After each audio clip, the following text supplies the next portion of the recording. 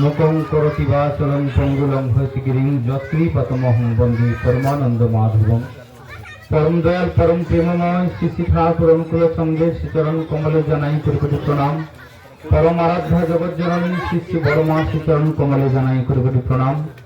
পরম পূজ্য পাদ ও শ্রী শ্রী বরদার শ্রীচরণ কমলে জানাই কোটি কোটি প্রণাম। পরম পূজ্য পাদ ও শ্রী শ্রী আচার্য দেবের শ্রীচরণ কমলে জানাই কোটি কোটি প্রণাম। পরম পূজনীয় অভিন্দার শ্রীচরণ এবং ঠাকুর পরিবারের প্রতিপাদ্যের শ্রীচরণে জানাই আমার ভক্তিপূর্ণ প্রণাম।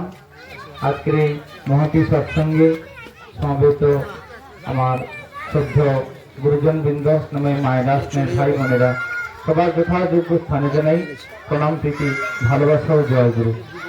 আমরা জন্ম জন্মান্তরের সৌভাগ্যে পরম দয়াল পরম প্রেমময় শ্রী শ্রী ঠাকুর অনুকূল চন্দ্রের সদ্দীক্ষা লাভ করেছি। আরো জন্ম জন্মান্তরের সৌভাগ্যে আমরা পরম দয়ালের এই সংঘর্ষগুলো লাভ করছি এই মহতী সৎসঙ্গে যোগদানের মধ্য দিয়ে। কারণ কি জানেন, একদিন নারদমণি ঈশ্বরকে বলছে, প্রভু তুমি কোথায় থাকো? তার উত্তরে ঈশ্বর বলছেন, না হম তিষ্ঠামি বৈকুণ্ঠে যোগিনাং হৃদয়ে নচ মদ ভক্তা যত্র গায়ন্তি তত্র তিষ্ঠামি নারদ।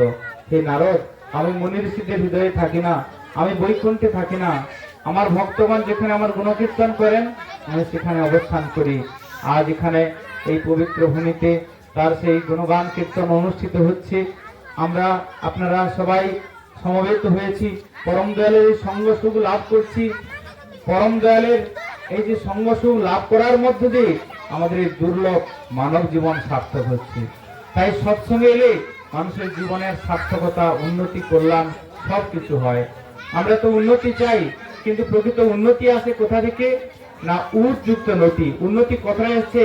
সে উৎসের কাছে যখন মানুষ নত হয় তখনই তার জীবনে উন্নতি আসে। জগৎ বিশ্ব ব্রহ্মাণ্ডের স্রষ্টা উৎস হলেন শ্রী শ্রী ঠাকুর অনুকূল চন্দ্র। তিনি এই অনন্ত বিশ্ব ব্রহ্মাণ্ডের মালিক। আমরা জন্ম জন্মান্তরের সৌভাগ্যে তার সেই সদ্দীক্ষা পেয়েছি। শ্রী শ্রী ঠাকুর অনুকূল চন্দ্র তিনি সেই সত্যের শিহরি, তিনি তেতার রামচন্দ্র, তিনি দাপরে শ্রীকৃষ্ণ, তিনি যীশু খ্রিস্ট, হযরত রাসূল, গৌতম বুদ্ধ, চৈতন্য মহাপ্রভু, তিনি শ্রী শ্রী ঠাকুর রামকৃষ্ণ, তিনি আবার এলেন শ্রী শ্রী ঠাকুর অনুকূল চন্দ্র রূপে। এবং এই যুগে তিনি যে মহানাম নিয়ে এলেন, এই নামই হচ্ছে মানুষের জীবনে রক্ষা কবচ, বাঁচার মন্ত্র। এই নাম মানুষকে রোগ, শোক, জ্বালা, যন্ত্রণা, গ্রহ বিপর্যয়, অ্যাক্সিডেন্ট, দুর্ঘটনা, অকাল মৃত্যুর হাত থেকে রক্ষা করে। শ্রী শ্রী ঠাকুর তাই জগৎবাসীর উদ্দেশ্যে ঘোষণা করলেন, সদ্দীক্ষা তুই এক্ষুনি নে, ইষ্টদের সম্প্রীতি, মরণত্রণে নাম জপে, কাঠি অকাল জমভীতি। অকাল জমের ভয়ের হাত থেকে রক্ষা করে এই নাম। যদি সেই অন্তর দিয়ে আমরা নাম করি, উষা নিশায় মন্ত্র সাধন, চলাফেরায় জপ, যথা সময় স্তনিদেশ মুক্ত করাই তো। সেই নাম করলেই তিনি নামই, নাম নামই অভেদ। তিনি আমাদের অন্তরে আমাদেরকে রক্ষা করেন। অন্তরের মধ্যে তিনি আসেন, অন্তরের মধ্যে তাকে জাগ্রত করার উপায় হলো এই প্রভুর নাম গ্রহণ করা। যারা নাম পাননি তারা অবশ্যই প্রভুর নাম গ্রহণ করবেন। এই দুর্লভ জীবন আমাদের সার্থক হবে। ঠাকুর বলছেন, উন্নতির সহজ পথ ওই সদ্গুরু শরণাপন্ন হোক, সদনাম মনন করো, সৎসঙ্গের আশ্রয় গ্রহণ করো। আমি নিশ্চয়ই বলছি তোমাকে আর তোমার উন্নয়নের জন্য ভাবতে হবে না। আমরা প্রত্যেকে উন্নতি চাই, কিন্তু উন্নতি কোথায় এসছে? সেই উৎসের কাছে নত না হলে উন্নতি আসে না। আবার উৎসকে অবজ্ঞা করলে আমরা উন্নতি থেকে, সম্পদ থেকে বঞ্চিত হই। ঠাকুর তো একটি ইংরেজিতে বাণী বললেন, to ignore the source is to be deprived of the source. যদি তুমি সেই উৎসকে অবজ্ঞা করো তাহলে তুমি সম্পদ থেকে বঞ্চিত হবে। কবিগুরু রবীন্দ্রনাথ ঠাকুর তাই বলছেন, মহাসম্পদ তোমার লোভিব, সব সম্পদ খোয়াই, মৃত্যু লোভ অমৃত করি তোমার চরণ ছোঁয়। তিনি হলেন এই বিশ্ব ব্রহ্মাণ্ডের, জগৎ বিশ্ব ব্রহ্মাণ্ডের সমস্ত সম্পদের অধীশ্বর তিনি, সমস্ত সম্পদের মালিক তিনি। কবিগুরু তাকে তাই বলছেন মহাসম্পদ।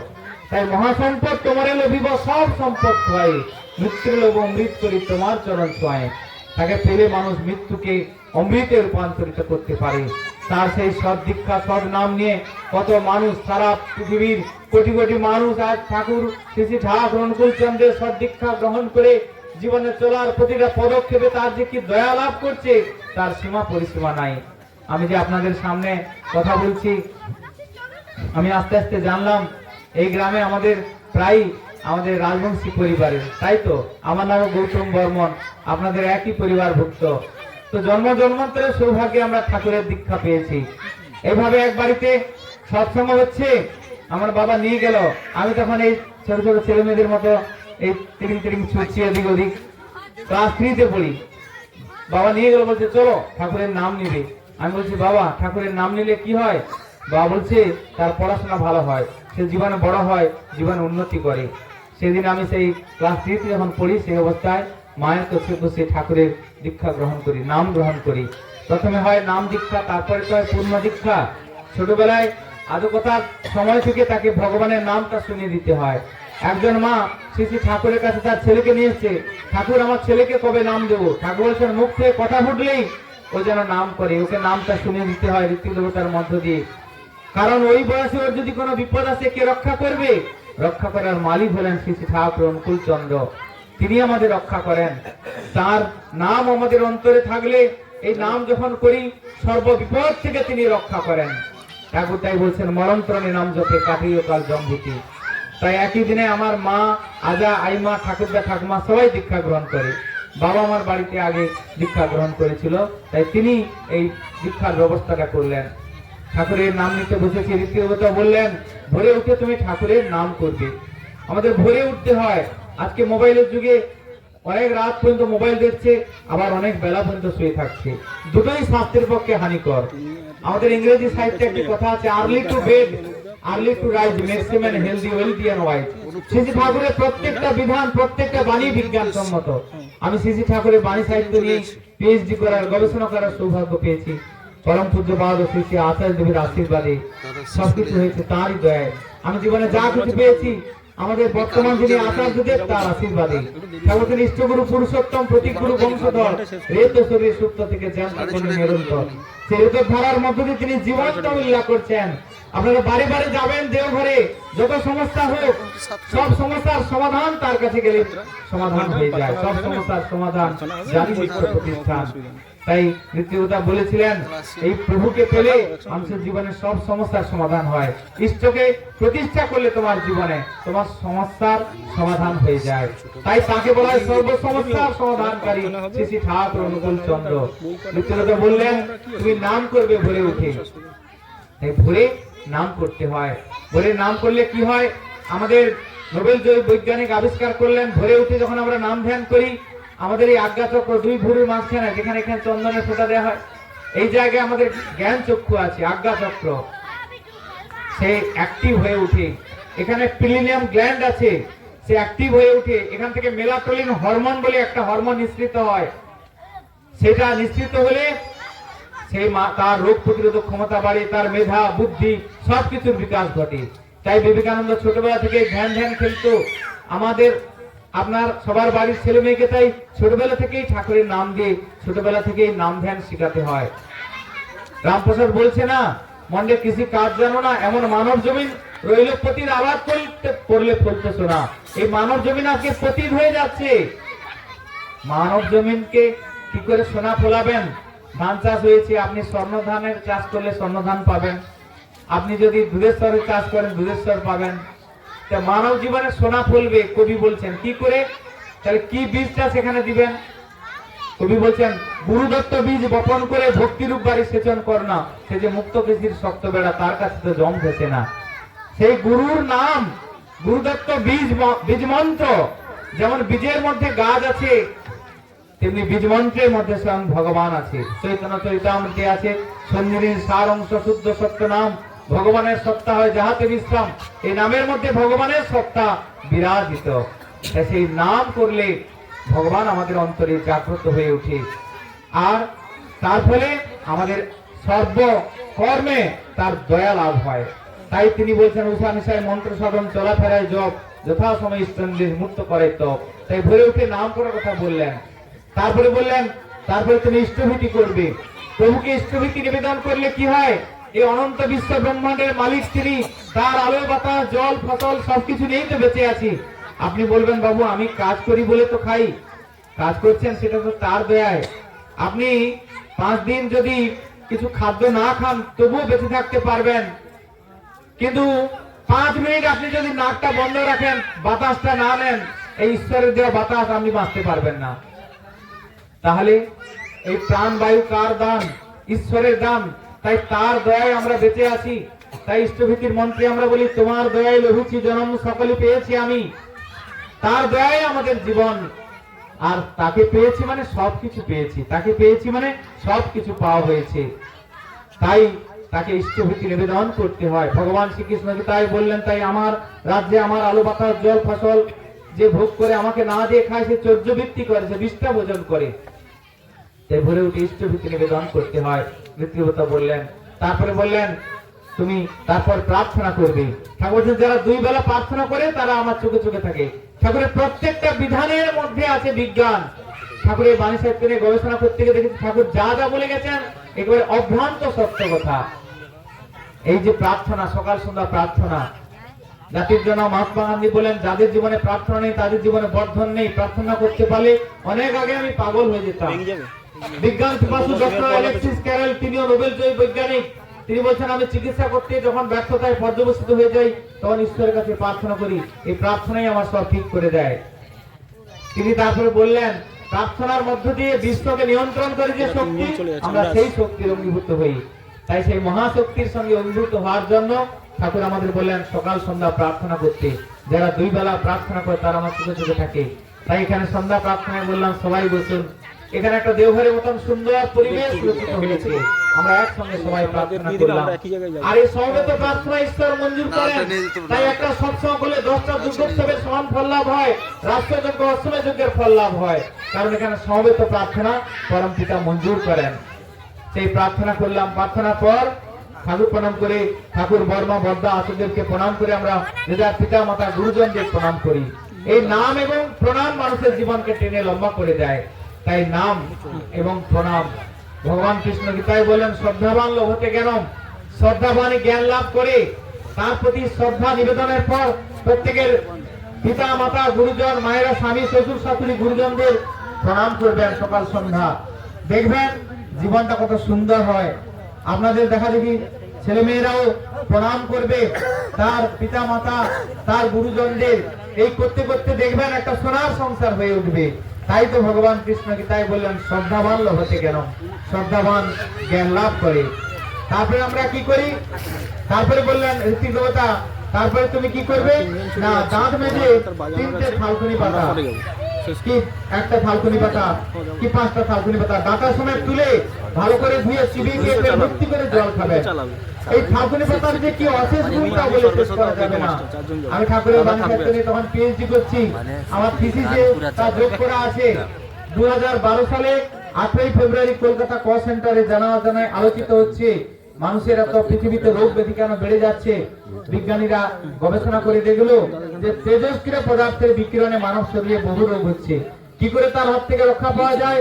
বিজ্ঞানীরা গবেষণা করে আবিষ্কার করলো 5টা উদ্ভিদ করে এই তেজস্ক্রিয় পদার্থের বিকিরণ থেকে আমাদের মানব শরীরকে রক্ষা করতে। সেই 5টা উদ্ভিদ কি? 1 নম্বর থানকুনি, 2য় তুলসী, 3য় নিম পাতা, 4র্থ কাঁচা হলুদ, 5ম হচ্ছে আদা। আর ওই গবেষণা 100 বছর আগে ঠাকুর আমার এই বিধান দিয়ে গেছে। আমি এক বাড়িতে সৎসঙ্গে গেছি, আমার সেই আমি তখন মুখবেড়া কলেজে অধ্যাপনা করি, তো সেই কলেজের পাশে ওখানে জুখিয়া গ্রামে এক বাড়িতে সৎসঙ্গে গেছি। তিনি আগে আর্মিতে ছিলেন, তখন তার বিরাট মানে তার প্রেসার, তার সুগার প্রচুর। তারপর রিটায়ার হয়ে এসেছেন, সেই সৎসঙ্গে গেছেন। তারপর থেকে তিনি প্রত্যেকদিন থানকুনি খায় এবং তার সঙ্গে কাঁচা হলুদ খান। বাজারে গেলে আগে খুঁজে খুঁজে দেখবে কাঁচা হলুদ কোথায় আছে। ওইটা খেতে খেতে তার আর কোনো প্রেসারের ওষুধও খেতে হয় না, এমনিতেই প্রেসার নরমাল হয়ে গেছে। তারপর যখন তার ডাক্তারের কাছে যায়, বলছে আপনি ওষুধগুলো নিয়মিত খাচ্ছেন তো, প্রেসার তো আপনার নরমাল। বলছে না না, আমি আপনার কোনো ওষুধ খাইনি। তাহলে কি খাচ্ছেন আপনি? যে আমি থালকুনি খাই এবং কাঁচা হলুদ খাই। বলছে আপনি ঠিক করেছেন। আজকে গবেষণায় উঠে এসেছে এই থানকুনি, কাঁচা হলুদ ক্যান্সারকে ভালো করতে পারে, প্রেসার সুগারকে ভালো করতে পারে। জীবনদায়ী বিধান শ্রী শ্রী ঠাকুর তাই আমাদের দিয়ে গেছেন। তাই সকালবেলা দান মেজে থালকুনি খেয়ে জল খাবেন। অ্যাসিডিটি, টক্সিন, যাবতীয় বিষ আমাদের শরীরকে বহু রোগ থেকে, বহু রোগের আকর, বহু রোগ সৃষ্টি করে, তা আমাদের প্রস্রাবের সঙ্গে বেরিয়ে যায়। থালকুনি পাতাকে বেশ করে একটু জল খেতে হবে। এই যে বিধান, জীবনদায়ী বিধান, ঠাকুরের প্রত্যেকটা বিধান হলো বিজ্ঞানসম্মত। ঠাকুর তাই ধর্ম বলতে কি বলছেন? যে আচরণ বাক্য কর্ম বাঁচা বাড়া রুক্ষ হয় তাকেই জানি ধর্ম বলে, নয়তো ধর্ম কিছুই নয়।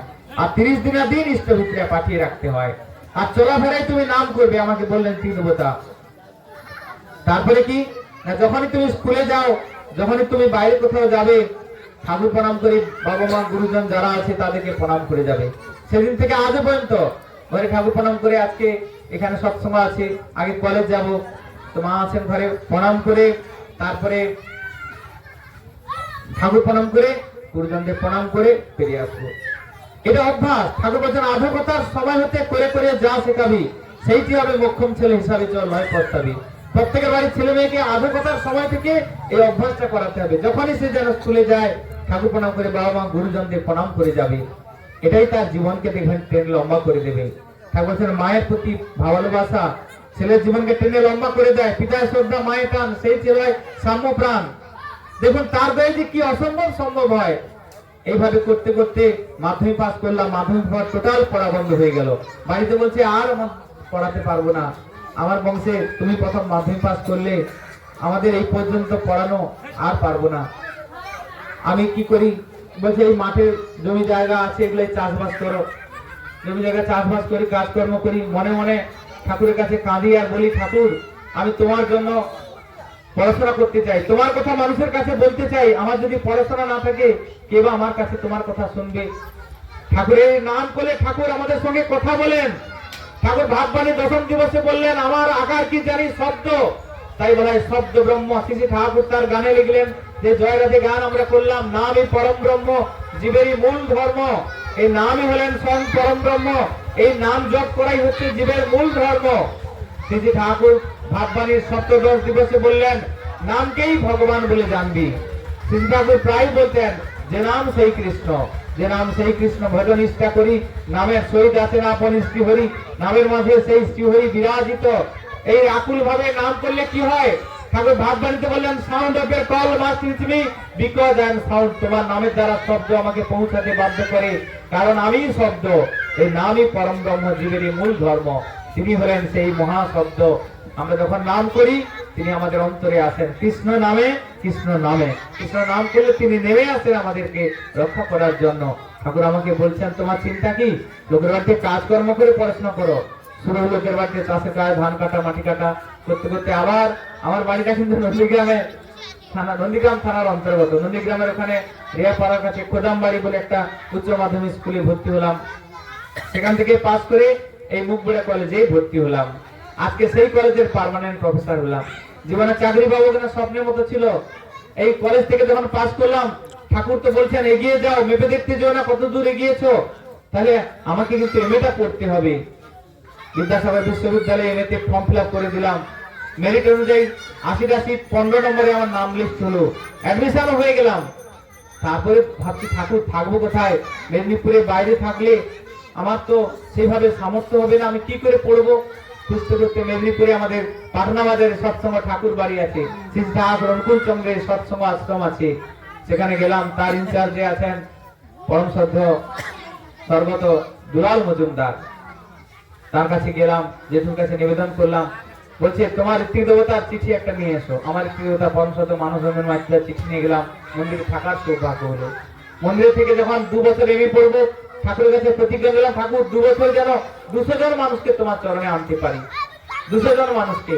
এবার প্রত্যেক দিনই যাজন হতো ক্লাসে বন্ধুদের সঙ্গে। আমার সঙ্গে ঋত্বিক দেবতাকে পাঠিয়ে দিতেন যখন বাড়ি আসতাম। বলছে যাজন করবে, একদিনে 25-26 জন করে দীক্ষা হয়েছে। এই দীক্ষা যাজন যারা করে, ভগবান কৃষ্ণ বলেন গীতার 700 শ্লোকের সর্বশ্রেষ্ঠ গুচ্ছাতি গুচ্ছতম কথা শোনো, আমার যাজনকারী আমার প্রিয় হয়। যে তার কথা মানুষের কাছে বলে, সে তার প্রিয় হয়। আমরা তেমনি যদি তার কথা মানুষের কাছে বলি, এই যে আপনারাও তার কথা মানুষের কাছে বলার জন্য এই সৎসঙ্গে আয়োজন করেছেন, আপনারা প্রত্যেকেই ভগবানের প্রিয় হয়ে উঠেছেন। এবং তার প্রিয় হয় তো জীবনের সাধনা। তিনি আমাদের প্রিয় হবেন, আমরা তার প্রিয় হব। এটাই তো জন্ম জন্মান্তরে ভক্ত ভগবানের সম্পর্ক।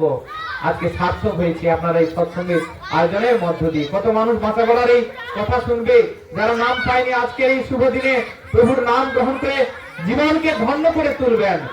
এই করতে করতে এমনিতে দেখা গেল পড়া চলছে। ঠাকুরের কাছে বলতাম, কোনোদিন কেশপুরে সৎসঙ্গে গেছি, গড়বেতায় যেতাম, ক্লাস করেই প্রত্যেকদিন চলে যেতাম সৎসঙ্গে। এই সৎসঙ্গে এলে কি হয়? ঠাকুর বলছেন সদ্গুরু শরণাপন্ন হও, সৎনাম মনন করো, সৎসঙ্গের আশ্রয় গ্রহণ করো। আমি নিশ্চয়ই বলছি তোমাকে আর তোমার উন্নয়নের জন্য ভাবতে হবে না। আমি তখন ভাবতাম এইটুকু করলে আমার উন্নতি হবে, ঠাকুরের দীক্ষা তো নিয়েছি, তাহলে নাম করব বেশি বেশি করে, আর সৎসঙ্গ যেখানে হবে যাব, তাহলে আমার উন্নতি কি করে হয় দেখি। আজ জীবনে যা কিছু পেয়েছি সব এই সৎসঙ্গ করে করে, সৎসঙ্গ করে করে। আবার এক বাড়িতে সৎসঙ্গে গেছি, সেখানে বলছে একটা সৎসঙ্গ হলে 10টা দুর্গোৎসবের সমান ফল লাভ হয়, রাষ্ট্রযোগ অষ্টমের যোগের ফল লাভ হয়। তখন আমি মাধ্যমিক দিয়েছি, সেই কথাটা আমার প্রাণের এত প্রেরণা দিল। আমি তখন ঠাকুরের কাছে আস্তে আস্তে বলছি, ঠাকুর আমি যতদিন বাঁচবো আমার বাড়িতে প্রত্যেক মাসে সৎসঙ্গ করবো। সেদিন থেকে মাসিক সৎসঙ্গ শুরু করি। সেদিন থেকে আজও পর্যন্ত ঝড় তুফান করোনা কোনো কিছুকে পরোয়া করিনি, প্রত্যেক মাসে সৎসঙ্গ হয়। আজ জীবনে যা কিছু পেয়েছি সৎসঙ্গ করতে করতে, কারণ স্বয়ং বিশ্ব ব্রহ্মাণ্ডের মালিক তার বাড়িতে উপস্থিত থাকে, তার সৎসঙ্গ যেখানে হয় সেখানে উপস্থিত থাকে। এইটাই তো আমাদের সৌভাগ্য। আপনার বাড়িতে এক্ষুনি যদি আমেরিকা প্রেসিডেন্ট আসে আপনার আনন্দ হবে না? আর জগৎ বিশ্ব ব্রহ্মাণ্ডের প্রেসিডেন্ট শ্রী শ্রী ঠাকুর অনুকূলচন্দ্র আজ এখানে তিনি বসে আছেন। আজ তিনি আমাদেরকে এই যে তার সঙ্গ সুখ লাভ করার সৌভাগ্য দিয়েছেন এই সৎসঙ্গ করার মধ্য দিয়ে। তাই যারা সৎসঙ্গের আয়োজন করে তারা মহা সৌভাগ্যের অধিকারী হয়ে যায়। সেইভাবে সৎসঙ্গে যেতাম, ঠাকুরের কাছে বলতাম, ঠাকুর যদি এমএতে 55% নম্বরটা পাই তাহলে কলেজ সার্ভিস কমিশনে বসার সৌভাগ্য হবে। একদিন ইউনিভার্সিটি থেকে এসে ঠাকুরের দিকে তাকিয়ে তাকিয়ে বলছি, কলেজের স্যারেরা, ইউনিভার্সিটির স্যারেরা কত সুন্দর করে পড়ান, ছাত্রছাত্রীরা মন্ত্রমুগ্ধের মতো শোনে। যদি পড়ানোর ফাঁকে ফাঁকে প্রভু তোমার কথা বলতো তাহলে কত ছাত্রছাত্রী তোমার এই বাঁচার মন্ত্র জীবনে অমৃতের সন্ধান পেত, তাদের জীবনও সুন্দর হতো। ঠাকুর আমি যদি কোনোদিন এই কলেজে যাই, আমি যদি এই জায়গায় যাই, আমিও পড়াতে পরে তোমার কথা মানুষের কাছে বলবো, ছাত্রছাত্রীদের কাছে বলবো। যা ভাবা। ওখানে আরেকজন ঋত্বিকতা বসেছিলেন, তিনি দেওল মজুমদার। তো আমাকে বলছেন, গৌতম তুমি কি ভাবছো? আমি তখন অকপটে এই কথাটাই বললাম। বলছে তুমি যে ঠাকুরের জন্য প্রফেসর হবে বলছো, দেখবে তুমি একদিন ঠিক ঠাকুরের জন্য তার দয়ায় প্রফেসর হবে। সত্যি তার দয়ায় সেই কলেজ সার্ভিস কমিশনে নেট পরীক্ষায় ফর্ম ফিল করতে হয়। নেট পরীক্ষা ফর্ম ফিল করেই এমনিতে 56 এর উপরে নাম্বার হলো। ফর্ম ফিল করেই ঠাকুর বাড়ি গেছি। আচার্যদেবের কাছে সে আমার প্রথম নিবেদন, বর্তমান যিনি আচার্যদেব আছেন, নিবেদন করলাম আগে নেট পরীক্ষা দেবো, আপনার আশীর্বাদ প্রার্থনা করছি। আচার্যদেবের মাথা তুলতে বলছে, নেট পরীক্ষা খুব কঠিন পরীক্ষা, ভালো করে দাও। তার আশীর্বাদ নিয়ে অল ইন্ডিয়াতে 4500 ছেলে মেয়ে পরীক্ষা দিয়েছিল, তার মধ্যে 42 জন পাস করে, তার মধ্যে আমি পাস করি। এই হচ্ছে ঠাকুরের দয়া। তার দয়ার সীমা পরিসীমা নাই। প্রথম জীবনে 500 টাকা বেতনের একটা স্কুলে পার্ট টাইমারের কাজ পাই। সেই কাজ করতে করতে করতে করতে তারপরে তার আশীর্বাদ নিয়ে আবার প্রাইমারিতে পরীক্ষা দিলাম। প্রাইমারিতে পরীক্ষা দিয়ে নন্দীগ্রামের সোনাপুরায় সেখানে পেলাম। সেখানেও বহু মানুষ এভাবে ঠাকুরের দীক্ষা নিয়েছে। আবার তার আশীর্বাদে স্কুল সার্ভিস কমিশন পরীক্ষা দিয়ে আপনাদের এখানে পটাশপুরের কানপুর হাই স্কুলে আমি এখানে শিক্ষকতার কাজ পেলাম। তখন এই আমাদের পটাশপুর সৎসঙ্গ কেন্দ্রে থাকার সৌভাগ্য হয়, এখানে থাকি। আবার কানপুরের পাশে তারাই মাইতি বলে ব্যাগ ইষ্টপ্রাণ শ্রদ্ধ ঠাকুরের ভক্ত, তার বাড়িতেও থাকি, বেসুর বাড়িতে। এইভাবে থাকতে থাকতে এখানে 4 মাস 24 দিন ছিলাম। তাতেই ওনাদের সঙ্গে যে প্রাণের সম্পর্ক হয়েছে যেন জন্ম জন্মান্তরের সৌভাগ্য। তো সেখানে আবার কলেজ সার্ভিস কমিশনে ইন্টারভিউ আছে। তখন আবার গেলাম আচার্যদেবের কাছে, নিবেদন করলাম আগে আমি কলেজ সার্ভিস কমিশনে ইন্টারভিউ দেবো, আপনার আশীর্বাদ প্রার্থনা করছি। আচার্যদেব বলে ইন্টারভিউটা ভালো করে দাও। সেই ইন্টারভিউ দিয়ে প্রথমে পেলাম পশ্চিম মেদিনীপুরের গোয়ালতোড়ে জঙ্গল মহলের সেই কলেজে। তখন মাওবাদীর বিশাল চলছে, রমরমা পরিবেশ, গোয়ালতোড় জঙ্গল মহল। যেদিন প্রথম কলেজ যাই ভাবছি, ঠাকুর তুমি তো শাল জঙ্গলে ভেতর দিয়ে যাচ্ছি, ঠাকুর কোথায় পাঠাচ্ছ গো? আমি বললাম, ঠাকুর যেখানে পাঠাও সেখানে যেন আমাকে দিয়ে তোমার কাজ হয়, তাহলে আমি সব জায়গায় যেতে রাজি। তোমার কাজ যেখানে হবে আমাকে দিয়ে আমি সব জায়গায় যেতে রাজি। সেখানে গিয়েই ঠাকুরের বাণী শাস্ত্রে পিএইচডি আবার চিন্তা ভাবনা করে আচার্যদেবের কাছে নিবেদন করলাম। রাতে ইউনিভার্সিটিতে পিএইচডি শুরু করলাম। কলেজ করে খড়গপুরে ট্রেন ধরতাম, ওই রাঁচি হাওড়া ট্রেন, সেটা ধরে রাঁচিতে নেমে ওখানে ইউনিভার্সিটি যেতাম। আবার ওখানে করে এখানে সকালে নামতাম, কলেজ করতাম। এইভাবে হতে হতে তার আশীর্বাদে পিএইচডি কমপ্লিট হলো। পিএইচডি কমপ্লিট করে আচার্যদেবের হাতে সেই থিসিস নিবেদন করেছি। আমাদের পূর্ববর্তী আচার্যদেবের হাতে তিনি অনেক সময় ধরে থিসিসটা করলেন। তারপর আমার দিকে তাকিয়ে বলছেন তার সেই মধুমাখা কণ্ঠে যে খুব ভালো হয়েছে, তখন আমার মন প্রাণ যেন ভরে গেল। 5 বছর সেই পরিশ্রম কষ্ট যেন কোথায় চলে গেল। তারপরে একদিন সেই গোয়ালতোড় কলেজে আছি, তিনি ঠাকুর বাড়ি থেকে খবর এলো, আপনি আসুন, আপনার আশীর্বাদ আছে। স্বয়ং আচার্যদেব তিনি ঋত্বিকের পাঞ্জা দিলেন এবং প্রথমেই হাজার দীক্ষার আশীর্বাদ করলেন। তখন মাওবাদী নিয়ে চলছে, ছাত্রছাত্রীদের গার্ডিয়ানদের সবাইকে নিয়ে আমি জাগানে যেতাম জঙ্গলমহলে। একদিন 100 করে দীক্ষা হয়ে গেছে। 5 দিন একটা জায়গায় ঘুরেছিলাম, 5 দিনে 500 দীক্ষা। কি করে হয়? তার আশীর্বাদে। তিনি এবারে আশীর্বাদ করেছেন আমাদের দ্বিতীয় অর্থের পরম দয়ালের নাম যারা পেয়েছেন, যে কোনো কারণে হোক, পরম পিতা থেকে হয়তো দূরে আছেন, তার নাম করা হয়তো হয়ে ওঠেনি, ইষ্টভিত্তি করা হয়তো হয়ে ওঠেনি, তাদের বাড়ি বাড়ি গিয়ে তাদেরকে আবার আমাদের পরম দয়ালের সঙ্গে সংযুক্ত করার মধ্য দিয়ে আচার্যদেব বললেন, যারা ঠাকুরের নাম থেকে ইষ্টভীতি থেকে দূরে আছে তারা কিন্তু অনেক কষ্টে আছে। আমাদের সমস্ত কষ্ট দূর হয় ইষ্টভীতির মধ্য দিয়ে। ঠাকুরের ইষ্টধন্দার তুক্কি জানি ইষ্টভীতি পালা, এক তুকেরই খাঁটি পাড়ায় জুড়ায় অযুত জ্বালা জুড়িয়ে যায়। যেমনই অসুখ আপদ যেমনই হোক প্রাণ, ইষ্টভীতি আনে আনে সবার পরিত্রাণ। আমি একদিন মাঠে ধান আনতে আছি, প্রায় 4 কড়া দূরত্বে কেউটি সাহেব সোল তুলেছে, ইষ্টভীতির ফল দেখুন। আমি ঠাকুরের নাম করছি, আস্তে আস্তে সে মাথা নামিয়ে চলে গেল। যার বাড়িতে কাজ করছিলাম, তখন কাজ করি তো পড়াশোনা করছি, সে বলছে, গৌতম তুমি যে ঠাকুরের ইষ্টভীতি করো, ওর বাবার সাবধানে তোমাকে সবল মারে। ঠাকুরকে বানিয়ে দিলেন, যেমনই আসুক আপদ বিপদ, যেমনই হোক প্রাণ, ইষ্টভীতি আনে আনে সবার পরিত্রাণ। সমস্ত বিপদ থেকে পরিত্রাণ করে এই ইষ্টভীতি। মানুষের জীবনে সদ্দীক্ষাটাই একান্ত প্রয়োজন। এই কথা একদিন হচ্ছে সৎসঙ্গে, তখন এইখানে এক ঋত্বিক দেবতার সঙ্গে পরিচয় হলো, এই পটাশপুরে এসে। তার নাম হচ্ছে প্রাণ কৃষ্ণ সাহু বলে। আমি বললাম, আপনার জীবনে ঠাকুরের দয়ার কথা বলুন। বলছে, আমি যে বেঁচে আছি তার দয়ায়। আমি যে দয়ার কথা বলুন। বলছে, আমি যখন বিয়ে পাস করেছি মাত্র 22 কেজি ওজন। কারণ কি, আমার একটা রিকেট রোগে সে আক্রান্ত, কিছুতেই ভালো হচ্ছে না, তার ওজনও বাড়ছে না, 22 ছাড়া 23 হচ্ছে না।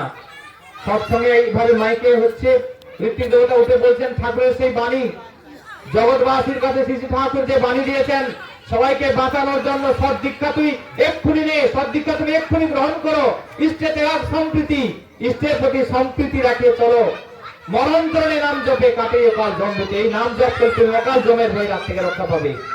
এই কথাটা শুনে তার মনে লেগেছে, আমাকে যে ডাক্তাররা বলছে আমি আর মাত্র 1-1.5 বছর বাঁচবো, তাহলে আমি যদি দীক্ষা নেই, আমার যে অকালে ঝরে যাওয়া জীবনটা আমার কি রক্ষা হবে?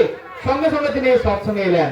বিয়ে পাস করা সেই ছেলেটি এসে বলছে, আচ্ছা এই বাণীটি কে বলেছিল? ঋত্বিক দেবতা বক্তব্য রেখে বসেছেন। তখন ঋত্বিক দেবতা বলছেন, কেন বাবা, আমি বলেছিলাম, কোনো কি ভুল বলেছি?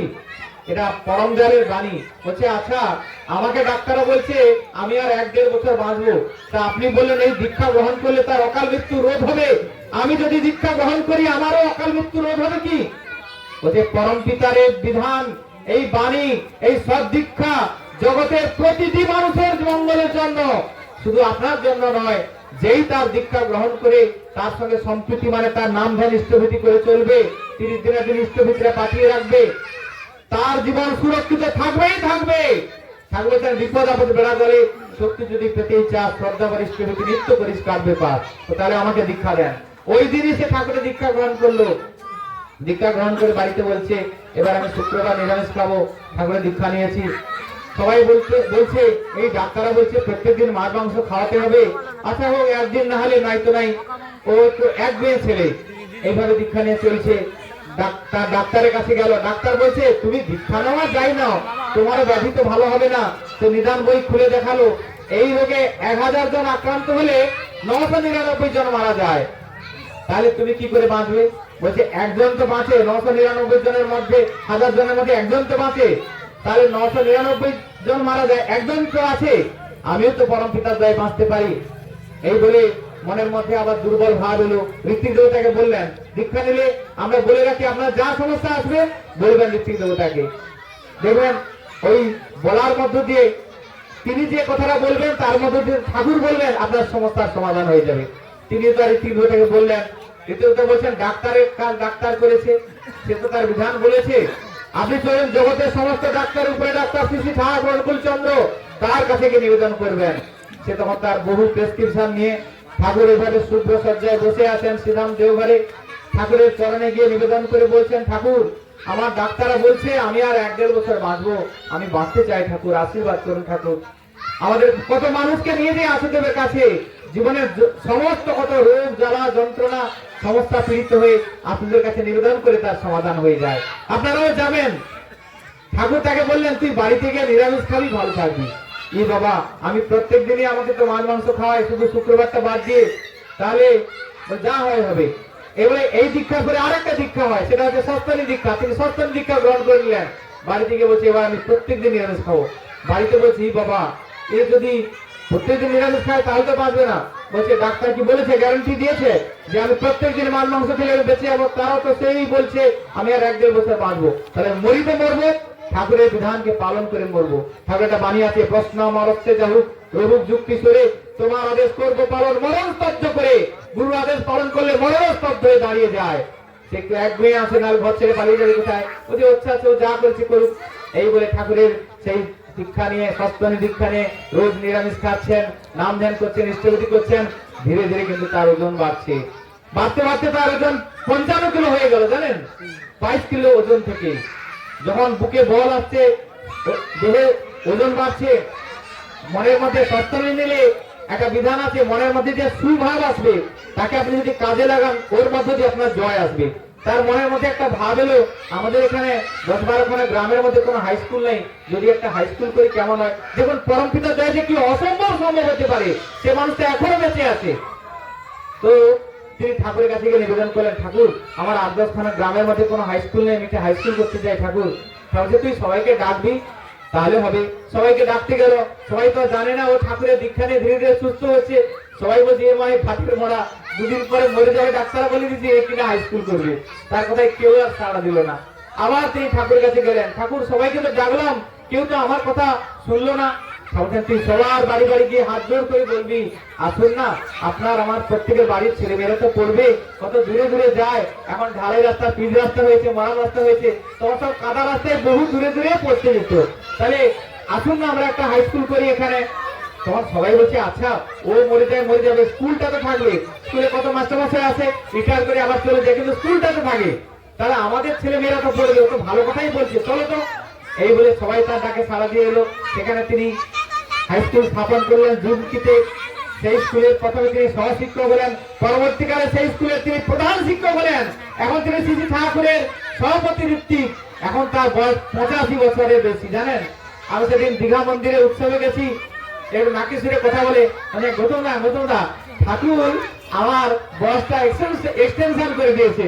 আমি ভালো তো, এক্সটেনশন করে দিয়েছে যখন আর টেনশন নাই। আপনার কোথায় 22 বছরের জীবনটা চলে যেত, আপনার তো 85 বছরে আপনি রান করছেন, আপনাকে সেঞ্চুরি করতে হবে পরম পিতার দয়ায়। বলছে এই ঠাকুরের দয়ায়, এই যে তার দয়ায় তিনি আমাদের সবকিছু এক্সটেনশন করে দেন। ঠাকুর বলছেন তোমাদের হ্যান্ডেলটা আমাকে যদি দাও, আমি তো ঠিকুজি কুষ্টি ওলট পালট করে দিতে পারি। তার দয়ায় সব হয়। পরম পিতার দয়ায় সীমা পরিসীমা নাই। পরম পিতার সদ্দীক্ষা যারা পাননি, আসুন ঠাকুরের সদ্দীক্ষা গ্রহণ করে চলুন। নাম ধ্যান ইষ্টভীতি মানুষের জীবনে রক্ষা কবচ ঠাকুর আমাদেরকে দিলেন। আমি আপনাদেরই পরিবারের সন্তান হয়ে বলছি, আজকের এই শুভ দিনে শুভ সন্ধ্যায় যারা এই মহতি সৎসঙ্গের আয়োজন করেছে, তাদের তো জন্ম জন্মান্তর সৌভাগ্য, তাদের সন্তান সন্ততি তাদেরও সৌভাগ্য, গ্রামবাসী সবারই সৌভাগ্য। আর পরম পিতার নাম আজকে যারা পাননি, এই সৌভাগ্যের দিনে আপনারাও প্রভুর নাম গ্রহণ করে প্রত্যেকের জীবনকে ধন্য করে তুলুন, সার্থক করে তুলুন। এই কথা বলে পরম পিতার আতুল চরণে আপনাদের সবার সর্বাঙ্গীন মঙ্গল প্রার্থনা করে, এই দেশবাসী বিশ্ববাসী এবং উপস্থিত সবার সর্বাঙ্গীন মঙ্গল প্রার্থনা করে আমার ইষ্টবাসনে টানছি। জয় গুরু।